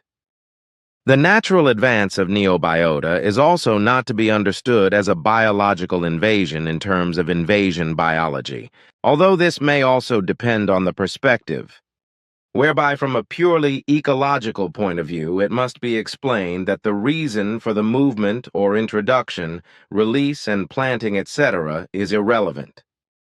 By way of explanation, it is to be said that although neophytes are alien plants, they can in principle be planted and thrive worldwide without any problems if they are solitary and therefore do not dominate the area and thus do not proliferate, and consequently do not cause any damage to new ecosystems. Neophytes can also be spread naturally into new ecosystems in other countries by strong wind currents, storms, and other upheavals in nature, as well as by birds, animals, and vertebrates, etc., and assimilate without harming the native plant world. This has been happening in Europe for centuries without causing any damage to nature and its fauna and flora, so that, as you say, the shouting of the ignorant and know-it-alls can indeed be judged as stupid and simple-minded. Neophytes, that is to say, new plants that have a solitary species and are not rampant, are therefore absolutely harmless and harmless to any ecosystem, as has also been proven in Europe. Such plants spread worldwide into foreign areas also completely naturally by some natural processes. So neophytes or alien plants that are not invasive are in no way a danger to foreign ecosystems or nature and its fauna and flora, but on the contrary, an enrichment of the native plant world. Just as neophytes are introduced or accidentally introduced, they can also invade a new ecosystem in a completely natural way, whereby the ecosystem assimilates the alien species through natural processes and allows them to grow into its own ecosystem, whereby a process of biological invasion can occur when the neophytes reach a larger number in species and genus. Only invasive neophytes become problematic, that is to say, those that are not solitary. But uncontrollably proliferating plants or plants of proliferation and problem plants that acclimatize to new ecosystems and impair native biodiversity by overgrowing, displacing and destroying it to the point of extinction. So you are saying another time that solitary neophytes are just solitary new plants that have been introduced, or are being introduced accidentally from their countries of origin into foreign countries and habitats correspond to organisms that do not impair, do not displace and do not eradicate native biodiversity of foreign areas and countries, but enrich it. This, while invasive neophytes, on the contrary, as alien proliferating organisms, affect, displace, and possibly eradicate native biodiversities. Consequently, attentiveness as well as understanding and reason must be applied in order to decide what alien bioorganisms may be permitted and spread in nature, and what, on the contrary, is only to be spread in a controlled manner or even prohibited or banned. This is correct, but as far as I know, those responsible for this in the offices concerned are not in a position to do so because they lack the necessary knowledge. But now, Edward, dear friend, time is slowly hurrying me, which is why I have some things to discuss with you that are still pending in importance. Of course, then so be it, because I do not want you to be pressed for time.